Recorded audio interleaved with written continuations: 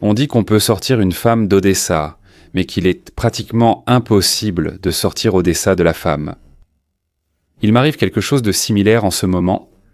Je suis parti en vacances pour 2 semaines au Japon. Mais chez moi, aux États-Unis, il se passe tellement de choses intéressantes que, après avoir visité un autre temple ou une pagode, mangé un ramen ou un sukiyaki, je m'excuse si je le prononce mal. Je saisis mon téléphone et je regarde les actualités, et le sukiyaki refroidit et devient un yaki froid.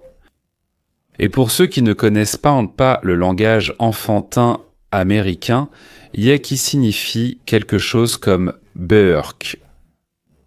Bon, d'accord, donc je passe du sukiyaki, je passe aux actualités. Tout d'abord, un message de Trump incompréhensible pour les analystes. Je n'ai plus besoin de 50 jours de délai, je dirai ce que je vais faire avec la Russie dans environ 10 à 12 jours. De plus, cela a été dit après une conversation approfondie avec Kidney. Par cela même, Seigneur mon Dieu, ces vieux Britanniques, je me suis un peu embrouillé. C'est évidemment le Premier ministre du Royaume-Uni. Voici des informations inattendues et de nouvelles données liées à Epstein 1. D'une ancienne collaboratrice de Trump liée à Epstein qui a été renversée par un bus en Australie. Ensuite, pendant son suicide inattendu, soit à l'hôpital après avoir été renversée alors qu'elle était inconsciente, puis elle s'est suicidée. Après qu'elle ait déclaré qu'il y avait des gens qui voulaient qu'elle se taise, Trump n'a vraiment pas supporté et a parlé à sa place. Mais commençons par les accords commerciaux. L'Europe a été bouleversée. Elle a été bouleversée en apprenant dans quelles conditions Roussula avait signé l'accord avec Trump. Surtout l'Allemagne, elle est sans dessus-dessous, je ne sais pas, elle est complètement retournée. L'Allemagne estime que ne pas imposer de droits de douane sur les produits américains pourrait nuire considérablement à la vente de produits allemands en Europe. Ainsi, l'Allemagne et la France, et peut-être un peu moins, mais l'Italie aussi, ont trouvé une astuce intéressante. Donc, à tous les nouveaux membres de l'Union européenne, comme la Pologne, la Lituanie, l'Estonie, etc. On leur offrait des prêts à des conditions très favorables, et ainsi de suite. Vraiment, prenez. Nous serons ravis de vous accorder un gros prêt à de bonnes conditions. Des milliards. Mais avec une seule restriction, une restriction assez légère. Ne pas concurrencer ceux qui sont dans l'Union européenne depuis longtemps. En Lituanie et en Lettonie, la production d'appareils électroniques a été arrêtée. Ils en fabriquaient auparavant dans ces pays. Dans toute la Baltique, ils ont détruit la flotte de pêche. Et tout cela pour que les nouveaux arrivants ne puissent pas rivaliser, comme on dit, avec les principaux pays européens. Concurrent sympa, eh bien. On leur a accordé un grand et bon prêt. Mais absolument tous les nouveaux arrivants ont reçu des prêts.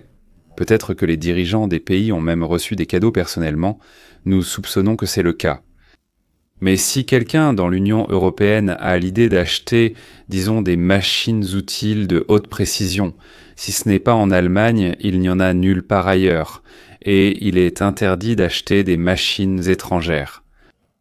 Mais beaucoup de produits, eh bien, ils ont inventé toutes sortes de normes de qualité. Cela implique que seuls les producteurs français peuvent se conformer à ces normes. Les dirigeants de l'Union européenne ont également inventé une restriction écologique. Et il est tout simplement impossible de créer de nombreuses productions dès le départ. L'autorisation d'importer des appareils américains, des produits chimiques, agricoles et des machines-outils est un coup de poignard douloureux dans le dos. Disons les dirigeants de l'Union. Toute leur tactique avec les emprunts et le piège à souris, peu importe qui le prendra, est fichue en l'air.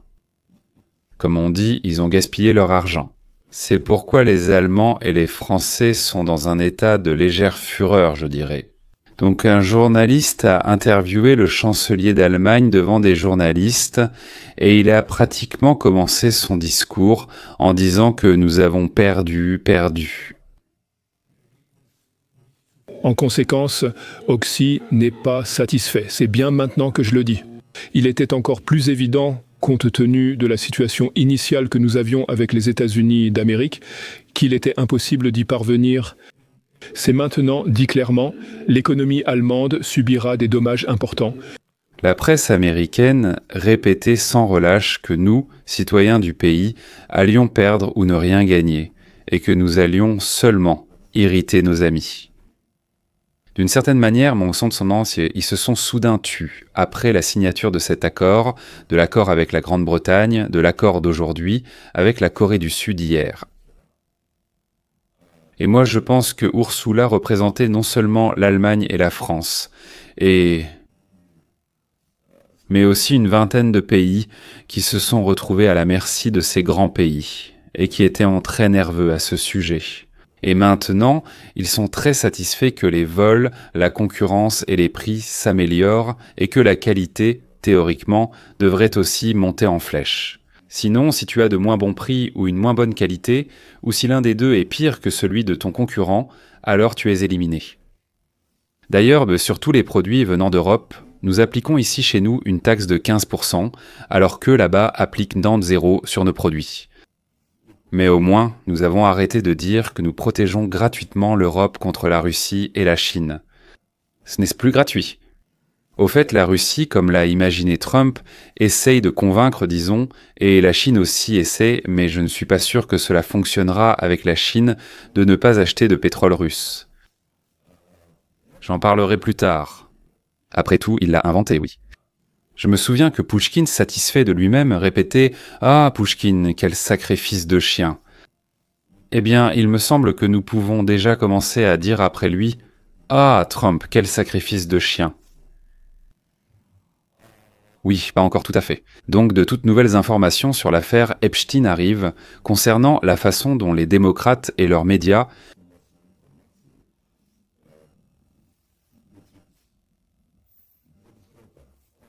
à propos de ce qu'elles racontent et de ce qu'ils font pour préparer leur public à ces révélations.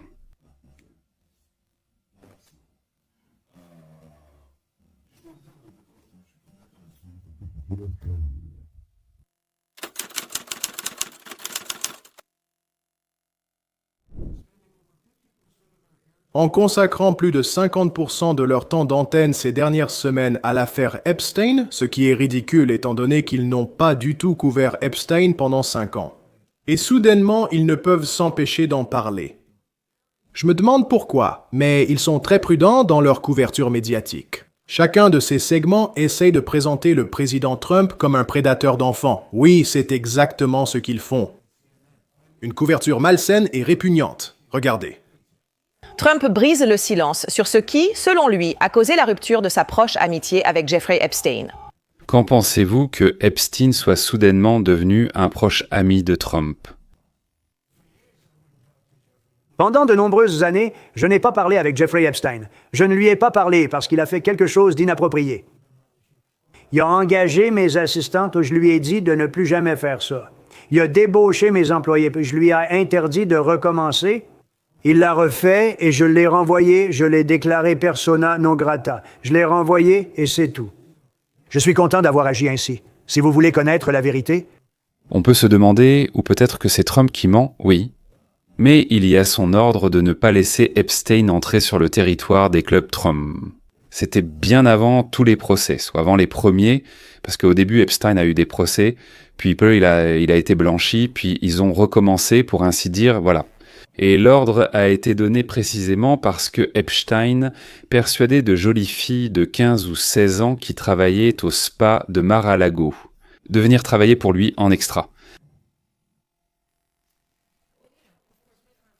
Eh bien, vous savez, bien sûr, nous avons entendu cela de plusieurs invités, tous ceux qui connaissaient Trump à différentes époques. Tous s'accordèrent sur une chose. Epstein et Trump étaient autrefois, je cite, les meilleurs amis.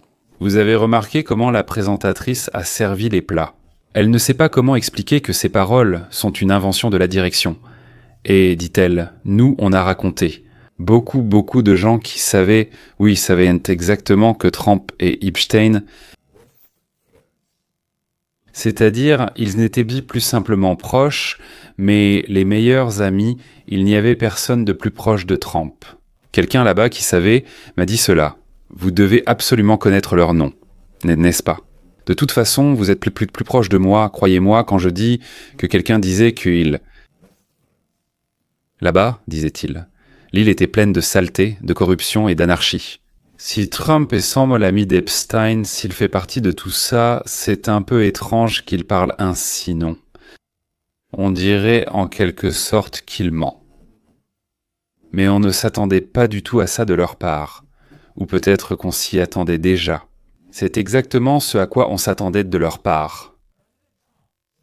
Selon le président Trump, Epstein aurait kidnappé Virginie Roberts. Elle a utilisé les deux noms Giuffre et Roberts, ainsi que plusieurs jeunes employés du spa de Mar-a-Lago. C'est ce que vient de dire le président Trump. Nous allons écouter dans un instant. Virginia Roberts avait 16 ans lorsque Ghislaine Maxwell l'a recrutée dans un spa à Mar-a-Lago pour travailler pour Epstein. C'est fou, hein? Wow! Le président Donald Trump a déclaré mardi que Jeffrey Epstein avait emmené Virginia Roberts et plusieurs autres jeunes employés du spa de Mar-a-Lago, ce qui a conduit à leur rupture. Elle travaillait au spa, a indiqué Trump. D'ailleurs, lorsque Epstein a été jugé pour la première fois et que pratiquement tout a été étouffé, une personne a proposé au procureur un témoignage selon lequel Epstein et Maxwell cherchaient dans. Ils tentaient, pour ainsi dire, de recruter, de chercher des recrues. Ils cherchaient pro des corps sans jeunes et très jeunes, de la chair des corps pour leurs riches clients. Et qui a proposé cela au procureur? Un seul homme sur toute la planète, c'était Donald Trump, le meilleur ami d'Epstein. Et voici un autre témoignage intéressant d'un auteur célèbre, auteur de nombreux best-sellers, James Patterson. Je n'aurais rien inclus dans le livre dont je ne sois pas absolument certain à 100%. À un moment donné, j'étais dans un avion et la femme assise à côté de moi s'est avérée être la directrice d'un spa à Mar-a-Lago. Je lui ai demandé si elle avait déjà rencontré Jeffrey Epstein là-bas. Elle a répondu « Oh oui ». Elle a mentionné qu'il n'était pas membre mais qu'il venait et qu'il se comportait de manière inappropriée avec de jeunes filles. Et elle a dit « Je suis allé voir M. Trump » et M. Trump lui a interdit de revenir le jour même. James Patterson, l'un des auteurs les plus respectés d'Amérique et membre de Mar-a-Lago, n'est-il pas dans une situation similaire? Donc, cela correspond à ce que dit actuellement le président Trump. C'est absolument sensationnel. Kevin Spacey parlait évidemment des problèmes avec Bill Clinton et Epstein. Donald Trump est en forme. Il parle constamment de Bill Clinton et Epstein. Il semble qu'ils aient bien plus à cacher que quiconque. Donald Trump est très franc. Et hier, J.D. Vance a lancé une bombe de vérité pour, en quelque sorte, sceller l'accord et parler d'une nouvelle approche que j'ai vue de l'administration sur cette question. Et c'est bienvenu. Pendant 4 ans, sous le ministère de la Justice de Joe Biden, il ne s'est pas soucié des dossiers Epstein. Pendant 20 ans, Obama et Bush, ce sont ces ministères de la Justice qui ont vraiment été indulgents avec Jeffrey Epstein. Parfait. Une intervention parfaite ici de James David Vance. La presse, je serai cette personne. Dehors, il y a des manifestants qui accusent le Parti républicain de protéger les pédophiles. Et nous aimerions savoir, selon vous, quelles sont les raisons pour lesquelles le gouvernement américain devrait cacher la liste des clients d'Epstein au public. Et qu'avez-vous à dire sur un éventuel lien avec cela aujourd'hui? Permettez-moi de dire 2 choses. D'abord, le président a été très... Le président a chargé le procureur général de rendre publique toute information fiable et, honnêtement, de trouver des informations fiables supplémentaires liées à l'affaire Jeffrey Epstein. Il a été très transparent sur ces sujets, mais cela prend du temps. Il faut rassembler ces informations, il faut les compiler, il faut rayer les noms de certaines victimes pour les protéger. Mais le président a été très clair, il veut une transparence totale. Il a demandé à la procureure générale de travailler d'arrache-pied sur ce problème, et je le sais car je suis en contact permanent avec elle. Mais je dois souligner un point intéressant dans cette affaire que les médias américains semblent totalement ignorer. Pendant 4 ans, sous le ministère de la Justice de Joe Biden, les médias ne se sont pas souciés des dossiers Epstein ou de l'affaire Epstein. Cela fait littéralement 20 ans, l'histoire de Jeffrey Epstein, ce salaud et pédophile qui est maintenant mort. Mais pendant 20 ans, le ministère de la Justice d'Obama et de George Walker Bush a été indulgent envers cet homme. Ils n'ont pas enquêté de manière approfondie sur l'affaire, ne montrant aucun intérêt pour celle-ci. Donald J. Trump exige maintenant une transparence totale de son ministère de la Justice. En un sens, c'est une critique de Donald J. Trump et non de Barack Obama ou de George W. Bush. Si vous souhaitez critiquer ceux qui manquent de transparence, concentrez-vous plutôt sur les administrations qui ont été clémentes avec Jeffrey Epstein. Les administrations qui ont dissimulé cette affaire pendant 2 décennies et celles qui ont manqué de transparence. Donald J. Trump vous assure que lui et son administration n'ont rien à dissimuler. Et c'est pourquoi il prône une totale transparence dans cette affaire. Il continuera à prôner une totale transparence. Mais pour l'instant, nous restons concentrés sur cette affaire. Donald J. Trump est également préoccupé par le fait que ces merveilleux travailleurs reçoivent un meilleur salaire net et aient de meilleurs emplois. Et c'est le point central de l'administration. Merci. Bien joué, J.D. Vance. Très précis, très concis et juste. En fait, ceux qui ont caché et couvert, vous ne les accusez pas, n'est-ce pas, mais vous accusez de dissimulation celui qui essaie de démasquer ces salauds, y compris Epstein, les pédophiles. Maintenant, bien sûr, la grande question est, qu'est-ce que cela signifie vraiment? Maintenant, bien sûr, la grande question est de savoir ce que cela signifie vraiment pour Trump. Et si Epstein et Trump ont mis fin à leur longue amitié, comme Trump le décrit? Oui, c'est bien ce qui s'est passé. Parce que si Epstein embauchait du personnel qui travaillait pour lui, qui était ce personnel, et pourquoi était-ce si important? Il y a beaucoup de questions ici. Les réponses comptent. Et dans un instant, je vais parler avec des personnes qui ont des informations internes sur l'enquête Epstein, ainsi que sur les relations entre Trump et Epstein. Mais évidemment, il est important que Trump ait décidé de révéler ces détails ce soir. C'est très important, dit-elle, de savoir qui c'était. Et pour vous, est-ce important que ce soit Linda, Lussa ou Maroussa? C'est extrêmement important. Et quand il s'agit de Maxwell, regardez comment ils préparent déjà leur public, préparent les démocrates à ne pas croire ce que dit Ghislaine Maxwell. Souvenez-vous, Todd Blanche, le procureur général adjoint, a rencontré Ghislaine pendant 2 jours entiers la semaine dernière pour enfin obtenir toute l'histoire, découvrir ce qui s'est réellement passé avec ce réseau de trafic et savoir si elle a des preuves compromettantes contre quelqu'un d'autre dont le ministère de la Justice n'est pas encore au courant. Regardez comme ces gens sont nerveux à cause de ce qu'elle dit. Regardez. Nous venons d'apprendre que l'ancienne petite amie de Jeffrey Epstein, Ghislaine Maxwell, a obtenu une immunité limitée pour parler avec l'avocat personnel de Trump, devenu procureur général adjoint, Todd Blanche. Alors, qu'est-ce que cela signifiait, cette immunité limitée? Mais cela a permis à Maxwell de fournir des informations sans craindre que quoi que ce soit de ce qu'elle disait. Mais Trump a quand même essayé d'en accuser Biden pour que tout disparaisse. Et maintenant, il laisse même entendre qu'il pourrait gracier la seule personne qui purge une peine pour avoir aidé Epstein à organiser un réseau de trafic d'enfants. Il s'agit de Ghislaine Maxwell, une menteuse condamnée qui pourrait se retrouver dans cette situation. Elle pourrait se retrouver dans une position où elle serait capable de ruiner ou de sauver des personnes dont les noms figurent dans les dossiers d'Epstein. Eh bien, j'ai le droit de lui accorder une grâce, mais personne ne m'en a parlé. Personne.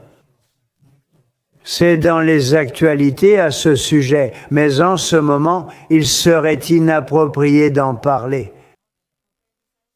En ce moment, ce serait inapproprié, dit-il. Pas jamais. C'est intéressant de voir comment les journaleux, les propagandistes, savent en déformer n'importe quel mot. La personne a dit « Je pense que ce n'est pas le moment d'en parler maintenant ». Qu'est-ce qu'ils disent ? Chez eux, ça devient « Ah, il n'a jamais dit ça, il n'a pas encore dit que le soleil se couche à l'ouest. Jamais. 90 degrés est un angle droit. » Que pensez-vous du fait que l'avocat personnel de Trump soit maintenant chef adjoint? On a l'impression qu'il est l'avocat personnel de Trump et que l'avocat personnel de Trump. Tout semble clair, mais en réalité, rien n'est vraiment clair, n'est-ce pas? Et chez Kennedy, d'ailleurs, le président, le procureur principal, le procureur général des États-Unis, c'était son propre frère. Quand Trump a mentionné qu'il n'était jamais allé sur l'île, on lui avait proposé d'y aller, mais il est sacrément content d'avoir refusé. Mais dans la même phrase, il a aussi été assez intelligent pour mentionner Bill Clinton en disant « Je n'y suis pas allé, mais Bill Clinton y est allé environ 28 fois ». Il montre cela, mais il coupe ou tronque la partie de la phrase avec Bill Clinton. C'est impossible à inventer. D'ailleurs, je ne suis jamais allé sur l'île, alors que Bill Clinton, apparemment, y est allé 28 fois. C'est ce que Trump a dit. et voici ce qu'ils ont obtenu. Je n'ai jamais visité l'île privée de Jeffrey Epstein, écoutez. Je n'ai jamais eu le privilège de visiter son île. J'ai refusé, mais beaucoup de gens à Palm Beach ont été invités sur son île. À l'un de mes très bons moments, j'ai refusé, je ne voulais pas aller sur son île. C'est-à-dire que Bill Clinton n'existe pas, même s'il est allé sur l'île. Eh bien, j'ai lu 26, mais Trump répète 28 fois, Trump c'est mieux, et il s'avère que Trump est le meilleur ami d'Epstein. Vraiment une position remarquable et très honnête de la part de Cable News Network, oui. Tout ce qu'on peut mentir sur Trump et tout ce qu'on peut taire sur les démocrates, quoi qu'ils fassent. Mais les statistiques, admettons 20 fois, oui, 20 fois Clinton et jamais Trump, ça parle d'elle-même.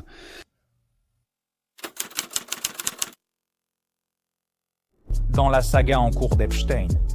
Dans la saga en cours sur Epstein, il y a Virginia Roberts qui a travaillé pour Epstein pendant presque 20 ans. Elle aurait été impliquée dans le trafic sexuel avec le prince Andrew. La famille royale a réglé l'affaire à l'amiable pour des dizaines de millions de livres sterling. La voici avec Ghislaine Maxwell, qui était impliquée dans la traite des êtres humains. Virginia Roberts a brisé le silence et a raconté son histoire aux médias, exposant Jeffrey Epstein et son opération sordide en déclarant qu'elle n'était pas encline au suicide. Si quelque chose m'arrive, pour le bien de ma famille, ne laissez pas cela disparaître. Aidez-moi à les protéger. Trop de gens malveillants veulent me faire taire, dit Virginia Roberts quelques années avant qu'elle ne soit renversée par un bus dans l'arrière-pays australien, l'un des endroits les plus isolés de la planète. Ensuite, elle écrit depuis l'hôpital qu'il ne lui reste que quelques jours à vivre et quelques jours plus tard, elle est tuée. Sa propre famille dit qu'elle ne croit pas qu'elle se soit suicidée, principalement parce qu'elle écrit dans de tels messages « Je ne suis pas encline au suicide ». Dans le scandale et la crise en cours autour d'Epstein, il aurait été très utile d'avoir un témoin aussi franc de tous les crimes à interroger. Mais Virginia Roberts, selon ses propres mots, a été rassurée. La jeune femme a coûté, des dizaines de millions de livres sterling à la couronne britannique. Je ne me souviens pas, il me semble que je n'ai pas lu combien exactement, mais on sait que l'histoire portait, pour ainsi dire, sur des dizaines de millions. D'ailleurs, elle ne s'est pas calmée, elle proposait d'être témoin au tribunal pour n'importe qui, et elle a été renversée par un autobus. Elle a été emmenée, comme on nous l'a dit, inconsciente en soleil, à l'hôpital, où elle avait restée inconsciente pendant un certain temps. Et on nous a dit qu'elle luttait pour sa vie. Et puis, apparemment sans reprendre connaissance, elle s'est suicidée.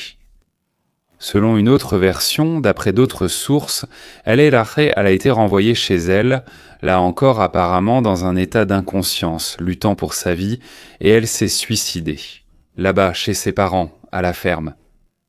L'affaire est en réalité tellement étrange que jusqu'à aujourd'hui, bien qu'elle se soit suicidée il y a déjà plusieurs semaines. Et nulle part on ne rapporte ni l'avis de la police, ni la réaction de la famille, ni le rapport du médecin légiste, ce qui est pratiquement incroyable, qu'il n'y ait toujours pas de rapport du médecin légiste. C'est vrai, Virginie, c'était son nom, buvait et battait ses propres enfants, alors le tribunal lui a interdit de Les voir. Mais les prostituées ne sont généralement pas des personnes très réservées. Et celle-là a encore reçu pour ses ébats amoureux avec le prince des dizaines de millions de livres sterling. C'est mieux que des dollars. Et elle avait de quoi boire et grignoter. Peut-être buvait-elle sans grignoter, qui sait? Mais ce n'est pas elle personnellement qui nous intéresse, c'est ce qui lui est arrivé en tant que témoin des futures accusations.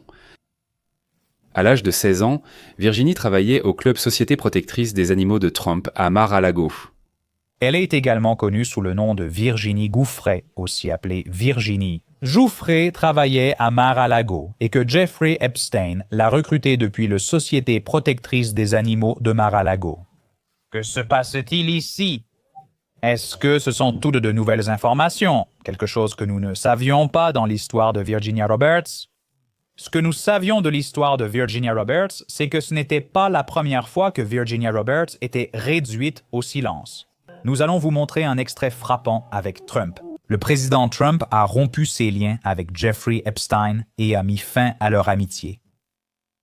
Virginia Roberts a essayé de s'exprimer, je suppose, depuis la tombe. C'est une vidéo célèbre d'un des présentateurs les plus connus de l'histoire, disant qu'il avait l'histoire de Virginia Roberts. Le reportage était prêt à être diffusé. Tout autour, toutes les preuves, les documents, les faits ont été examinés, puis soudainement, ils ont interdit sa diffusion. Pourquoi ? Elle s'est cachée pendant 12 ans, nous l'avons convaincue de sortir et de nous parler. Peut-être qu'elle s'est morte justement parce qu'elle semblait prête à raconter les faits. C'était incroyable, c'est Clinton était là, nous avions tout. Et ils ne lui ont pas permis de diffuser ça à l'antenne. Vous avez vu ce clip? Ils ont étouffé l'histoire de Virginia Roberts et ne lui ont pas permis de passer à l'antenne avec ça. C'est à ce moment-là que nous avons entendu pour la première fois que Bill Clinton était lié à Pizzagate. Eh bien, c'est-à-dire un réseau de fourniture de jeunes et fraîches victimes aux pédophiles, ou plutôt, pas de pédophiles, mais un réseau de fourniture de jeunes et fraîches affaires aux pédophiles. Parce que Bill, comme l'ont rapporté plusieurs personnes, je ne dirai pas leur nom, les aime fraîches. Vous savez qui d'autre? Bill Clinton a eu beaucoup de problèmes avec Jeffrey Epstein? Eh bien, c'était un jeune homme qui commençait sa carrière politique. Il s'appelle Donald Trump. Bill Clinton, un bon gars, à mon avis, il a beaucoup de problèmes à venir avec l'île célèbre, avec Jeffrey Epstein. Beaucoup de problèmes. En 2015, Jeffrey Epstein était un inconnu dont personne ne parlait. Trump a débuté sa carrière politique en attaquant l'élite pédophile. C'est-à-dire qu'en 2015-2016, Trump a mentionné, sans qu'on le force, qu'on le torture ou qu'on lui demande ce qui a tué Clinton.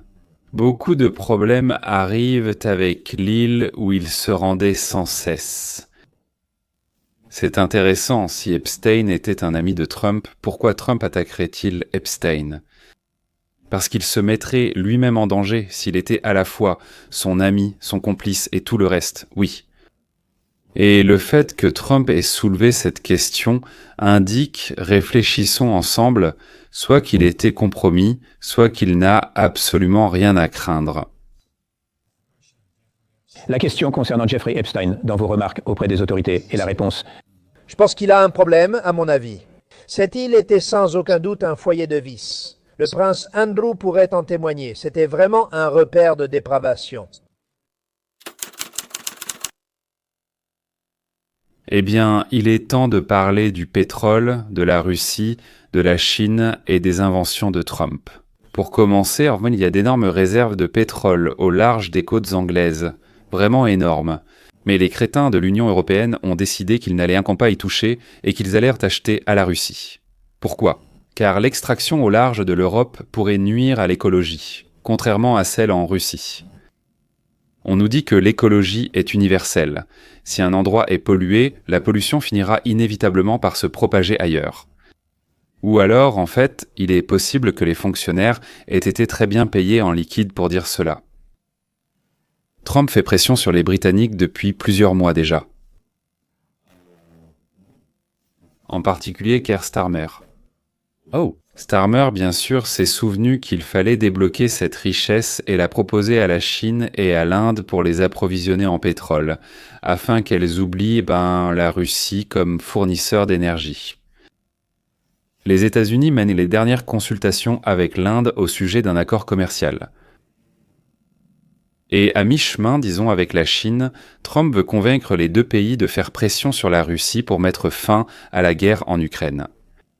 Avec la Chine, ça ne fonctionnera sûrement pas. C'est comme si je jouais à Cassandre, mais avec l'Inde, peut-être qu'ils réussiront à convaincre.